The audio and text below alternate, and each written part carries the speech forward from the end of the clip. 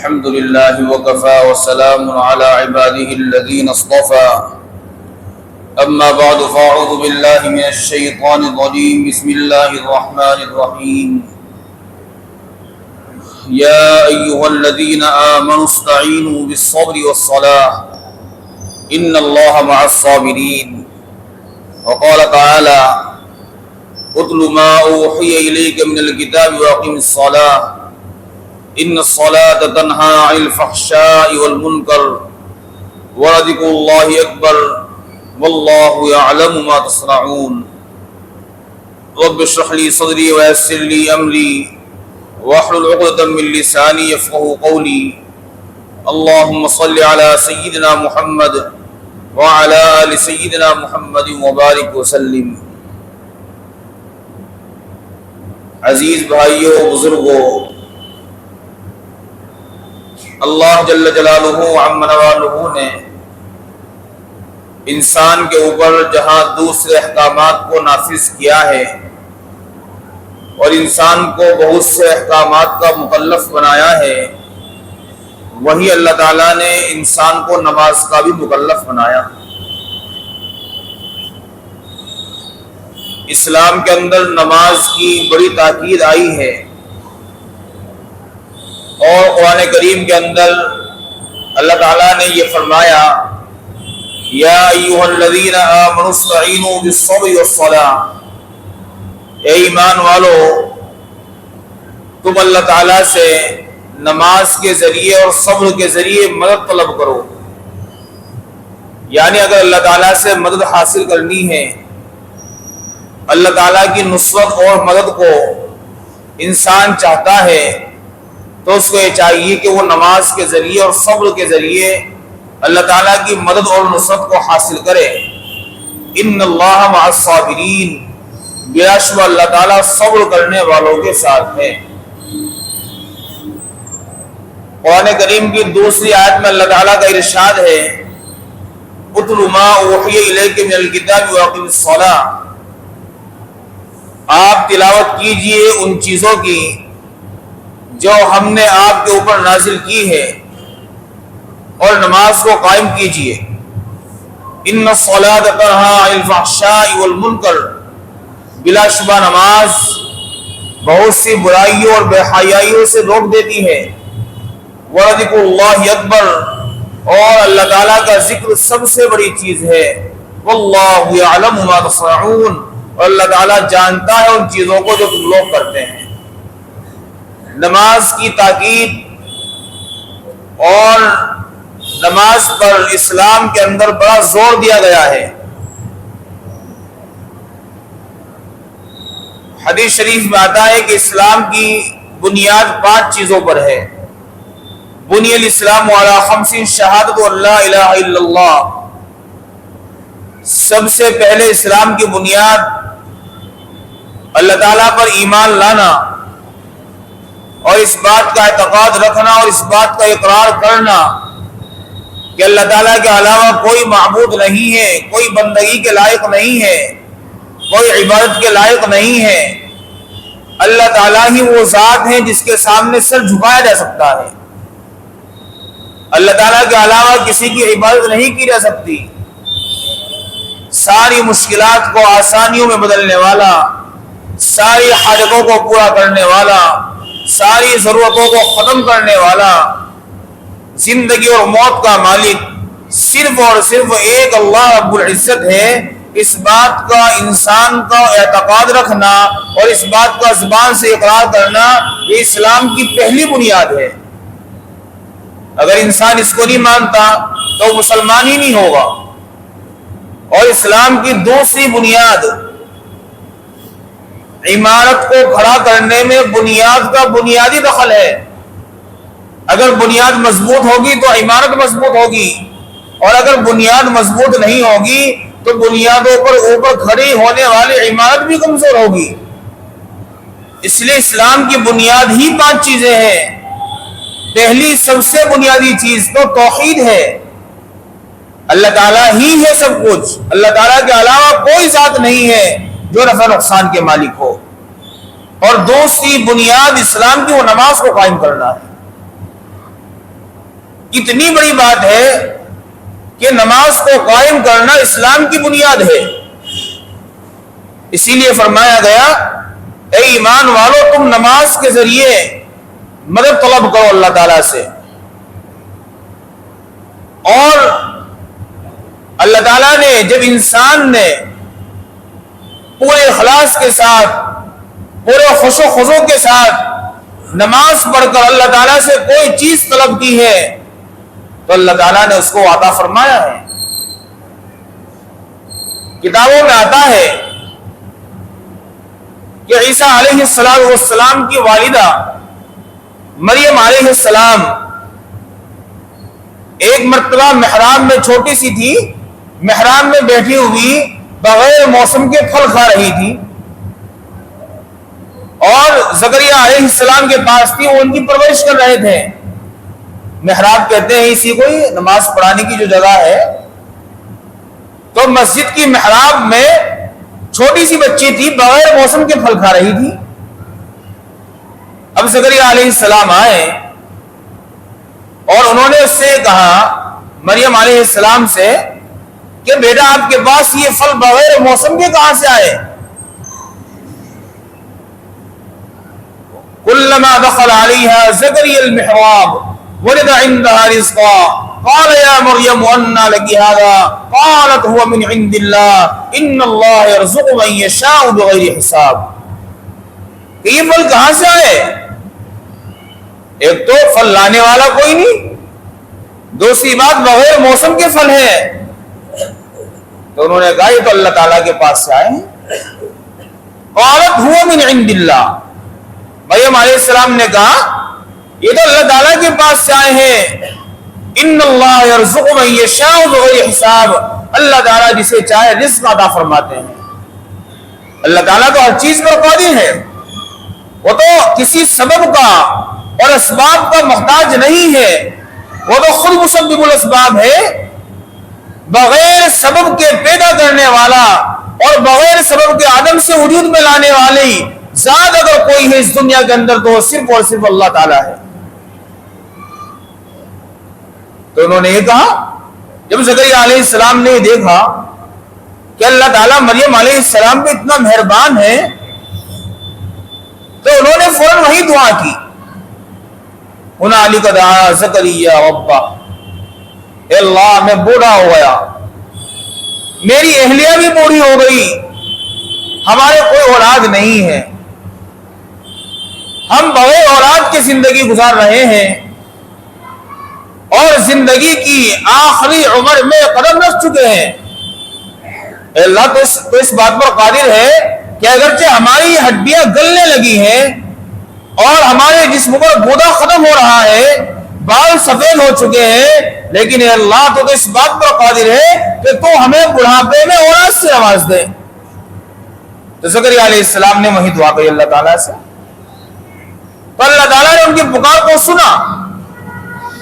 اور پھر زکریا علیہ السلام نماز پڑھ رہے تھے کہ نماز کے اندر فرشتہ یہ خوشخبری لے کر نازل ہوا کہ اللہ تعالیٰ یہ فرماتے ہیں اے زکریا ہم تمہیں ایک ایسا بیٹا دیں گے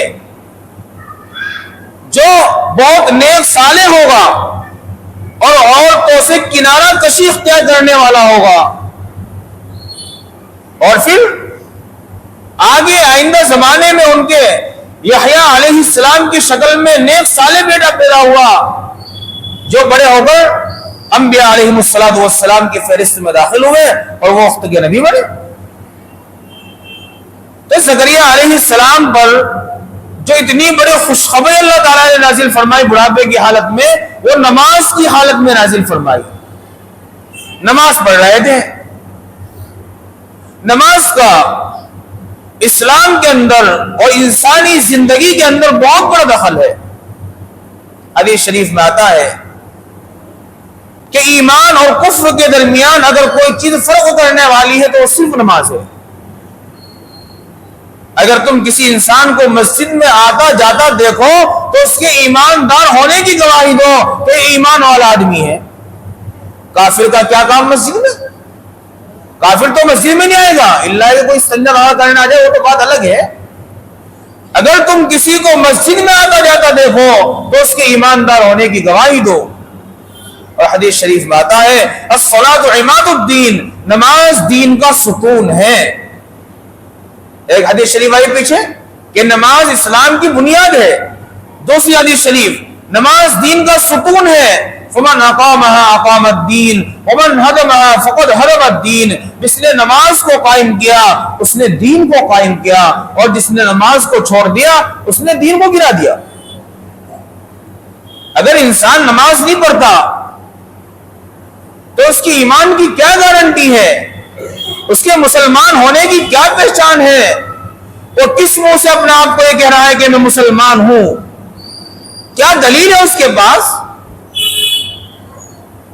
وہ کس حوصلے سے اور کس امید کے ساتھ یہ اللہ تعالیٰ سے تمنا کر رہا ہے اور یہ خواہش کر رہا ہے کہ اللہ تعالیٰ مجھ سے پیار کر رہے ہیں، حالانکہ ایک نماز کو چھوڑنے کی نحوست 40 گھروں تک جاتی ہے.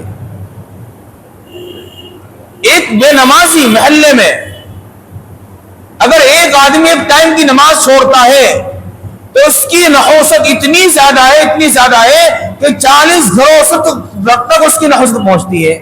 اب بتاؤ، ہمارے گھر میں بے نمازی ہیں، ہماری خواتین بے نمازی ہیں، ہمارے جوان بچے بے نمازی ہیں، ہم خود بے نمازی ہیں، تو پھر برکتیں نازل کیسے ہوں گی؟ برکتیں کیسے نازل ہوں گی؟ حضور علیہ السلام کو زندگی کے اندر جب بھی کوئی اہم واقعہ پیش آتا تو عام مسجد کا رخ کیا کرتے تھے؟ مسجد میں جاتے ہیں، اللہ تعالیٰ کے سامنے سر کو جھکاتے ہیں، اللہ تعالیٰ کے سامنے روٹے گڑگڑاتے ہیں اور اللہ تعالیٰ سے اپنے مسائل کو حل کراتے ہیں. آج ایمان والا مسجد سے دور بھاگ رہا ہے. آج مسلمان نماز سے دور ہے اور وہ سمجھتا ہے کہ میں نماز کو چھوڑ کر کامیاب زندگی گزار سکتا ہوں، حالانکہ یہ اس کی سب سے بڑی غلط فہمی ہے. نماز کو چھوڑ کر مال آ جائے گا، نماز کو چھوڑ کر برادری میں 4 آدمی آپ کو سلام کرنے لگیں گے، نماز کو چھوڑ کر آپ کی اولاد فرما بردار بن سکتی ہے، لیکن نماز کو چھوڑ کر آپ کو ذہنی سکون حاصل نہیں ہو سکتا. آپ کی زندگیوں میں برکت نہیں ہو سکتی. بے نمازی کے مال میں برکت نہیں ہو سکتی، بے نمازی کی عمر میں برکت نہیں ہو سکتی، بے نمازی کی اولاد میں برکت نہیں ہو سکتی. تو انسان نماز کو چھوڑ کر کس بے فکری کے ساتھ زندگی گزار رہا ہے؟ قرآن تو یہ کہتا ہے اے ایمان والو، اللہ تعالیٰ سے مدد طلب کرو نماز کے ذریعے. اس لیے نماز کا پڑھنا انتہائی ضروری ہے. جب نماز کا وقت ہو جائے سارے کام چھوڑو، حی علی الصلاۃ، آؤ نماز کی طرف، حی علی الفلاح، آؤ کامیابی کی طرف. انسان کو پیدا کرنے والا مؤذن کی زبانی 5 ٹائم یہ کہلوا رہا ہے، جو کامیابی کو پیدا کرنے والا ہے وہ کہتا ہے کہ نماز کی طرف آؤ. اور ہم جو فنا ہونے والی مخلوق ہیں ہم یہ کہتے ہیں بھائی نماز میں تو وقت ضائع ہوگا، کام کرو کام کرو کام کرو. دیکھو دونوں پہلو ہیں، 2 راستے نظر آ رہے ہیں یہاں. ایک آدمی دکان پہ بیٹھا ہوا ہے، اذان ہوئی، مؤذن کہتا ہے حی علی الصلاۃ، آؤ نماز کی طرف، حی علی الفلاح، آؤ کامیابی کی طرف. اب عقل یہ کہتی ہے اگر میں دکان کو چھوڑوں اور میرے پیچھے گاہک آئے تو میرا تو نقصان ہو جائے گا، میرا تو نقصان ہو جائے گا. جو نماز کام بنانے کے لیے اتری ہے آج انسان اس کو پڑھنے میں کام کو خیر سمجھ رہا ہے، کام کو نقصان سمجھ رہا ہے. ہر ایمان والے کا عقیدہ ہے کہ کامیابی دینے والی ذات کون ہے؟ اللہ ہے. بغیر اسباب کے انسان کو کامیاب کرنے والا اور بغیر کسی چیز کے انسان کو زمین کی سطح سے آسمانوں کی بلندی پر پہنچانے والا کون ہے؟ اللہ ہے. بے شمار انسان آپ کو دنیا میں سے ملیں گے جو غریب تھے، کمزور تھے، ان کے پاس پیسے نہیں تھے اچھی زندگی گزارنے کے لیے، اپنے بچوں کو اچھی تعلیم دینے کے لیے، لیکن جیسے جیسے وقت گزرتا گیا ایک انسان مالدار ہوتا چلا گیا۔ آخر یہ کس نے کیا نظام؟ اس کو کامیاب کس نے بنایا؟ اللہ تعالیٰ نے۔ انسان کتنی ہی کوشش کرے، اگر اللہ تعالیٰ نہ چاہے تو انسان کامیاب نہیں ہو سکتا۔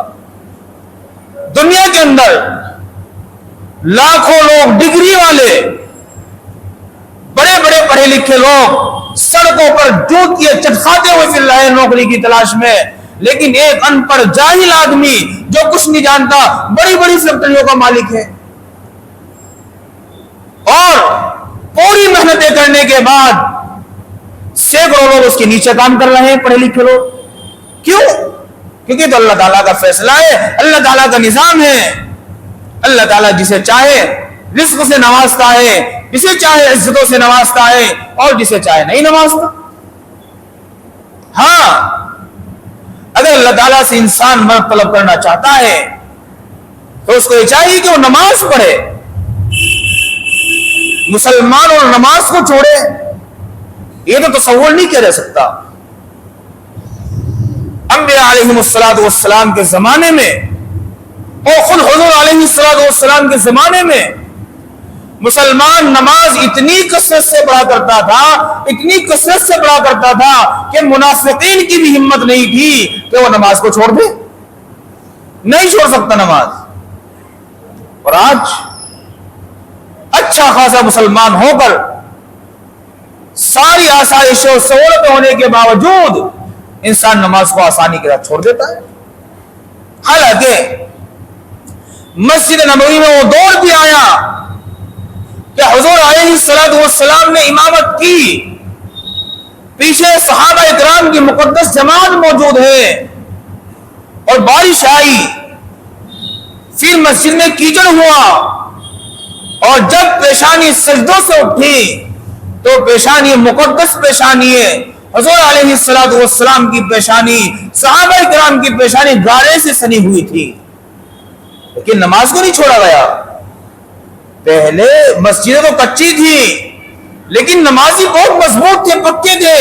آج مسجدیں بڑی عالی شان ہے، بڑی پکی ہے، لیکن نمازی کہاں ہے؟ کہاں ہے نمازی؟ کہاں ہے مسجدوں کو آباد کرنے والے؟ کہاں ہے مسجدوں کے ذریعے اللہ تعالیٰ سے اپنے مسائل کو حل کرانے والے؟ آج ختم ہو گئے۔ ایک وقت ہوتا کہ مسجدیں نہیں تھی، لوگوں پہ پیسے نہیں تھے، کچی پکی۔ آج تو اللہ تعالیٰ نے لوگوں پر دنیا کو کھول دیا ہے، جتنا چاہو سمیٹ لو، کھلی ہوئی دنیا۔ پہلے زمانے میں ایسا نہیں تھا، لیکن لوگ تقوی اختیار کرتے تھے، حلال کھاتے تھے، حلال۔ جب حلال کھاتے تھے تو نیک اعمال کرنے کا جی کرتا تھا ان کا۔ اور آج ہم نہ حلال دیکھتے نہ حرام دیکھتے۔ اگر حرام کا ایک لقمہ جسم کے اندر داخل ہو گیا تو اس کی نحوست بھی 40 دن تک رہے گی۔ آپ تجربہ کیجئے، ایک آدمی کا مشکوک کاروبار ہے، ملا جلا، بہت سے حرام کام بھی کرتا ہے، حلال بھی، اس کا کھانا کھائیے آپ۔ ایک وہ ہے جو صرف پیور حلال، جس دن آپ اس مشکوک کاروبار والے آدمی کا کھانا کھائیں گے اس دن آپ کو فجر کی نماز پکڑنا بھی مشکل ہو جائے گا، نہیں ہوتا ہے جی۔ سستی، غنودگی اور اعمال صالحہ کی طرف سے توجہ کا ہٹنا، اور جس دن آپ اس صرف حلال آدمی کمانے والے آدمی کا کھانا کھائیں گے تو اس دن آپ 2 رکعت فالتو پڑھیں گے۔ تجربہ کر کے دیکھ لی، کتابی بات بتا رہا ہوں۔ تو پہلے لوگ حلال کھایا کرتے تھے، پہلے لوگ عبادتوں میں بہت پختہ تھے، پہلے لوگ قناعت اختیار کرتے تھے کہ بس ضرورتیں ہماری پوری ہو جائے اور بس پھر اللہ کے ہاں بھی جانا ہے۔ آج ہم اس چیز کو بھول چکے۔ آج ہمارا کیا نظام ہے؟ جتنا چاہے آ جائے، جتنا چاہے آ جائے، جتنا چاہے آ جائے، حلال آئے چاہے حرام آئے، نماز تو ایک چیز ہے، بس کوئی بات نہیں ہے، چل رہا ہے۔ نہیں میرے بھائی، حضور علیہ السلام کا اور صحابہ کا یہ معمول تھا، جب بھی ان کی زندگی میں کوئی مشکل پیش آتی تو وہ مسجد کا رخ کیا کرتے تھے. حضور علیہ السلام کے زمانے میں سورج گرہن ہوا اور شدید گرہن ہوا. حضور علیہ السلام مسجد میں آئے, صحابہ مسجد میں آئے, اور آپ نے اتنی طویل نماز پڑھائی, اتنی طویل نماز پڑھائی, اتنی لمبی نماز پڑھائی اور اتنی دعائیں کی کہ جب تک سورج گرہن نہیں ہوا جب تک آپ نماز سے فارغ نہیں ہوئے. سورج جب گرہن اس کا ختم ہو گیا تو آپ کی نماز ختم ہو گئی. اور حضور علیہ السلام اتنی کثرت کے ساتھ نماز پڑھا کرتے تھے, اتنی لمبی لمبی رکعتیں پڑھا کرتے تھے کہ روایتوں میں آتا ہے کہ آپ کے پیروں پر ورم آ جایا کرتا تھا. صحابہ فرماتے تھے اللہ کے رسول آپ تو بخشے بخشائے ہیں, آپ تو وجہ کائنات ہے, خلاصہ کائنات ہے, اللہ تعالیٰ کے محبوب امام الانبیاء ہیں, آپ کو اتنی زیادہ مشقت عبادات میں اٹھانے کی کیا ضرورت ہے؟ فرماتے تھے میرے صحابہ کیا میں اپنے رب کا شکر گزار بندہ نہ بنوں؟ کیا میں اس کا شکر ادا نہ کروں جس نے مجھے اس مقام پر پہنچایا؟ آج ہم صبح سے لے کر شام تک, شام سے لے کر صبح تک اللہ تعالیٰ کی کتنی نعمتوں سے فائدہ اٹھاتے ہیں, لیکن ہم اللہ تعالیٰ کے سامنے ایک سجدہ کرنے کی بھی ہمیں توفیق نہیں ہوتی. کیا بات ہے یہ؟ کیا وجہ ہے یہ؟ پانی اللہ کا, کھانا اللہ کا, ہوا اللہ کی. اگر اللہ نہ چاہے کوئی انسان کچھ نہیں کر سکتا. انسان کی حقیقت سب کے سامنے کیا ہے؟ پانی کا بلبلا ہے. ہماری زندگی کی مثال ایسی ہے جیسے برف کی سلی پگھلتی رہتی ہے, پگھلتی رہتی ہے, ایک وقت آدھا ختم ہو جاتی ہے. ہماری زندگی بھی ایسی ہے.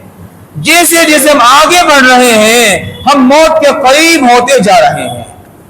اس لیے میرے عزیزوں, میرے بزرگوں, ہم نماز کو چھوڑیں, ہم مسلمان اور نماز کو چھوڑیں, یہ کیسے ہو سکتا ہے؟ مسلمان کی شان نہیں ہے. نماز کو چھوڑنے والا بعض لوگوں کے نزدیک کافر ہے, بعض لوگوں کے نزدیک کافر ہے. حدیث شریف بھی ہے من ترک الصلاۃ متعمدا فقد کفر, جس نے جان بوجھ کر نماز کو چھوڑا تو اس نے کفر کا کام کیا. کتنی بڑی وعید ہے. یہاں تو ہم پوری زندگی اس خوش فہمی میں ہم مسلمان ہیں, ہم مسلمان ہیں, ہمارا نام عبد القادر ہے, ہمارا نام محمد ہے, ہمارا نام جنید ہے, ہم اللہ کے یہاں کل قیامت کے دن حاضر ہوئے اور اس فہرست میں ہمارا نام ہی نہیں ہے. بھائی نام کیوں نہیں ہے جی؟ ہم تو مسلمان تھے, ہم تو جمعہ پڑھ لیا کرتے تھے, عید کی نماز پڑھ لیا کرتے تھے, گوشت کھا لیتے تھے اور کبھی کبھی نبی کا نام لے لیتے تھے. اجی ہمارا نام کیوں نہیں ہے؟ او نادان, جس کام کے لیے تجھے پیدا کیا گیا تو اپنی پیدائش اور تخلیق کا مقصد بھول گیا. تو نے اپنے اللہ کو پہچانا ہی نہیں. تو مسلم سوسائٹی میں پیدا ہوا, مسلم معاشرے میں پیدا ہوا اور کرتے کرتے کرتے کرتے ہمارے پاس چلا آیا, تو کیسے مسلمان ہے؟ اسلاف کا یہ معمول رہا ہے. ابراہیم علیہ السلام کے زمانے میں ایک ظالم بادشاہ تھا مصر کے اندر, اور اس درندے کا نظام تھا کہ جب بھی کوئی عورت مصر کے اندر آتی نہیں تو اس کے سپاہی اس کو پکڑ کے لاتے اس بادشاہ کے پاس.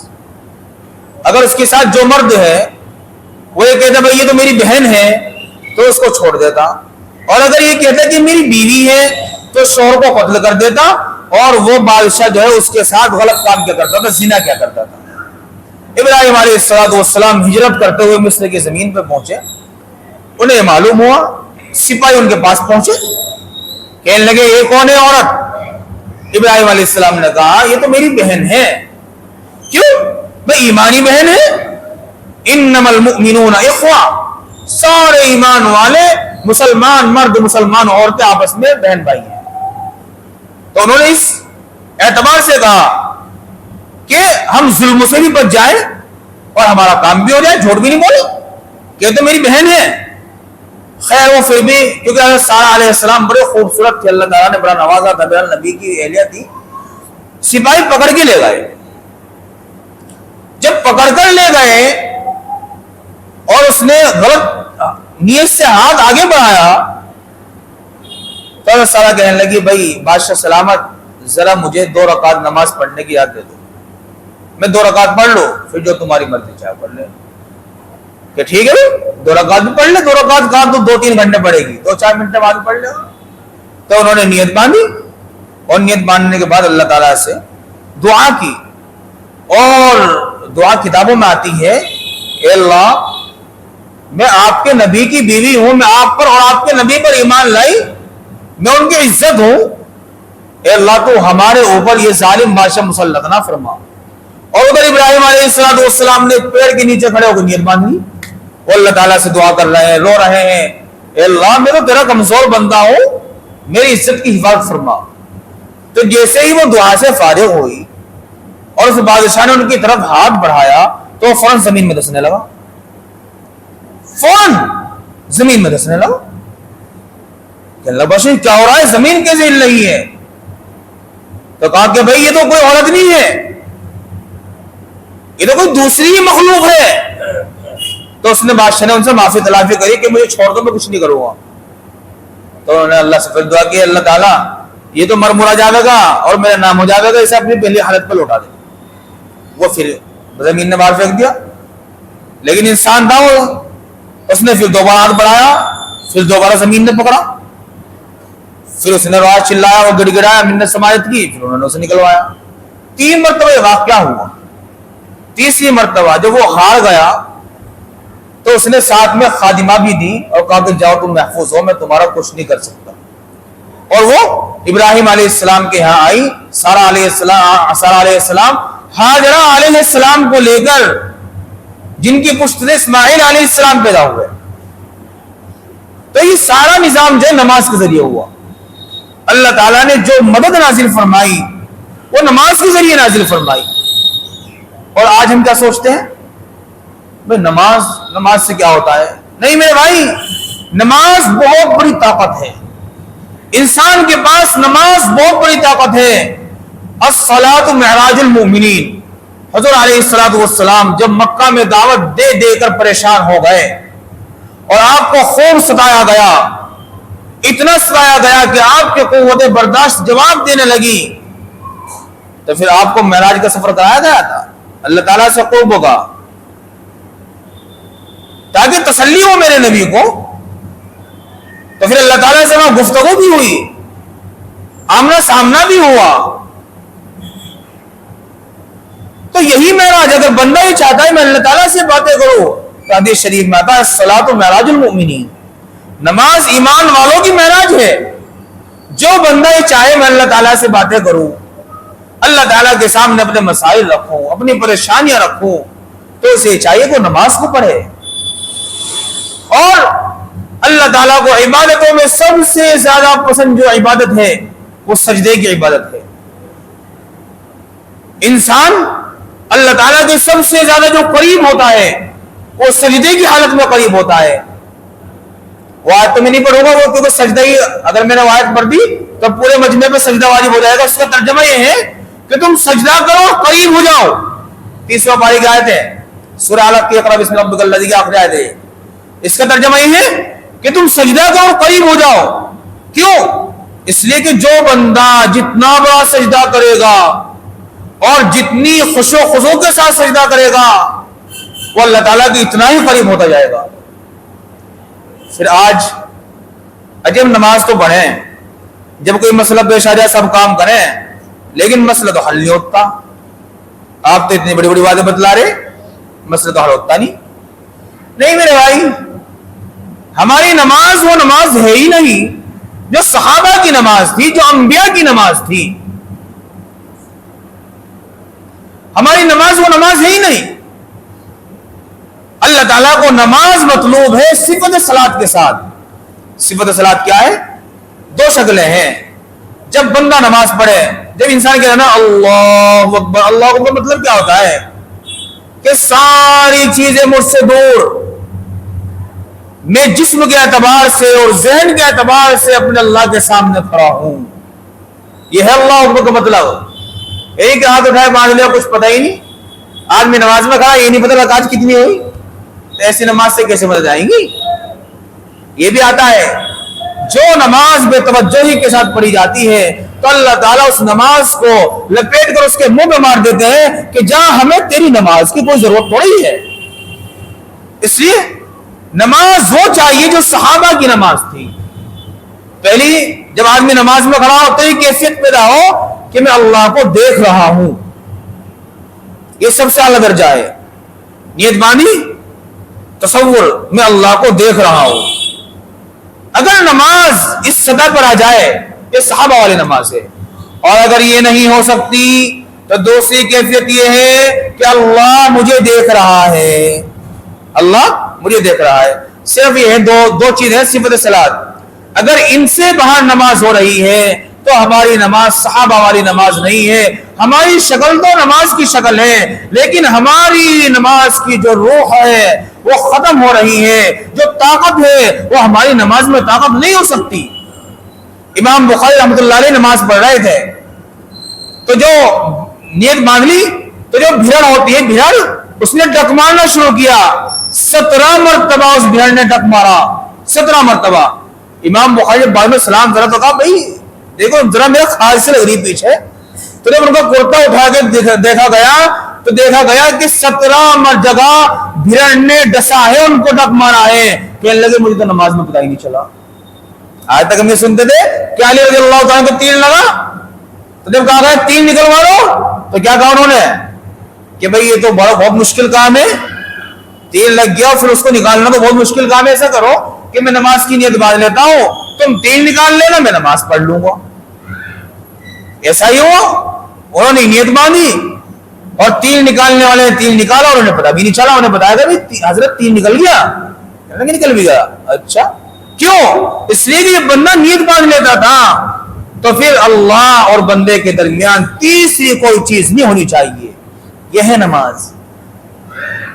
آئے نماز پڑھنے مسجد میں جسم کے اعتبار سے تو یہاں کھڑے ہیں ذہن ہمارا پتہ نہیں کہاں ہے. کسی کا کارخانے میں ہے, کسی کا دکان میں ہے, کسی کا نوکری پہ ہے, کسی کا کہیں ہے, کسی کا کہیں ہے. یہ ہوتا رہتا ہے. اس لیے کوشش یہ کرنی چاہیے کہ ہم جو ہے وہی نماز پڑھیں جو صحابہ اکرام کی نماز تھی. اور جب ہماری نمازوں کے اندر خشوع و خضوع پیدا ہوگا تو پھر یہی نماز وہ کام کرائے گی کہ ہمارے زمین کے مسائل آسمانوں پر حل ہوں گے. تو اس لیے آج سے ایک تو یہ نیت کریں کہ انشاءاللہ ہم نماز نہیں چھوڑیں گے. فجر کی نماز میں 2-3 صف ہوتی ہیں. اتنا بڑا مجمع ہے, اوپر بھی لوگ ہیں نیچے بھی لوگ ہیں. یہ کہاں گیا بھائی؟ میرا خیال میں اسی محلے کے ہیں نا سارے. سب اسی محلے کے ہیں. تقریباً روزانہ 2 سلام ہوتی رہتی ہے نکلتے آتے جاتے. لیکن کہاں رہتے ہیں فجر میں؟ کوئی ان سے پوچھے نماز کیسے چھوٹ رہی ہے؟ کوئی فکر نہیں. انسان کھا رہا ہے, ہنس رہا ہے, زندگی گزار رہا ہے اور اللہ تعالیٰ کی اتنی بڑی نافرمانی کر رہا ہے اسے کوئی فکر ہی نہیں ہے. آخری بات, ایک ہے دین سے غفلت. 2 چیزیں. ایک ہے دین سے بیزاری. دین سے غفلت یہ تو ہے خطرناک چیز کہ بھئی آدمی غافل ہے چلا جائے گا. لیکن دین سے بیزاری یہ سب سے خطرناک چیز ہے جو انسان کو کفر تک لے جاتی ہے کہ انسان گناہ کرے اس کو اس کا احساس بھی نہ ہو. ایک ہے بھئی میں حرام کھا رہا ہوں, مجھے کھا رہا ہوں, اللہ ناراض ہو رہا مجھے. یہ ہے غفلت. نماز چھوڑ رہا ہوں, یار نماز چھوٹ رہی ہے, پڑھوں گا بھائی پڑھوں گا, میں پڑھنی چاہیے نماز. یہ ہے غفلت. ابھی غفلت میں چل رہا ہے. ایک ہی بیداری, ارے کوئی بات نہیں چھوٹ رہی ہے اپنا, کوئی بات نہیں, یار دوستوں میں بیٹھا رہے چھوٹ رہی ہے. راتوں کو موبائل چلا رہا ہے, 1 بج گیا, 2 بج گیا, 2:30 بج گئے, 3 بج گئے. شہزادے کو یہی نہیں پتا کہ اللہ تعالیٰ صبح بھی کرے گا اور صبح مؤذن 4-4:30 بجے پکارے گا جب دنیا سو رہی ہوگی, الصلاۃ خیر من النوم, اللہ کے بندو اور جاؤ نماز نیند سے بہتر ہے. یہی نہیں پتا. ننگی فلمیں دیکھ رہا ہے, لائٹیں بند ہے, کیوار بند ہے, سوچتا ہے مجھے کوئی نہیں دیکھنے والا. حالانکہ جب ساری مخلوق سو رہی ہو, سارے دروازے بند ہو رہے ہو, ان اندھیری کوٹھیوں میں بھی میرا رب دیکھنے پر قادر ہے. جو کرتا ہے تو چھپ کے اہل جہاں سے, کوئی دیکھتا ہے تجھے آسمان سے. اللہ تعالیٰ تو دیکھنے پر قادر ہے. اور فرشتے جو منکر نکیر لکھنے والے ہیں وہ تو مستقل اپنا نامہ عمل لکھتے جا رہا ہے آپ لوگوں کا. اس لیے نیت کیجئے اور آج سے یہ ارادہ کیجئے کہ انشاءاللہ نماز نہیں چھوٹے گی. اللہ تعالیٰ مجھے بھی اور آپ کو بھی عمل کرنے کی توفیق عطا فرمائے. وآخر دعوانا الحمدللہ رب العالمین.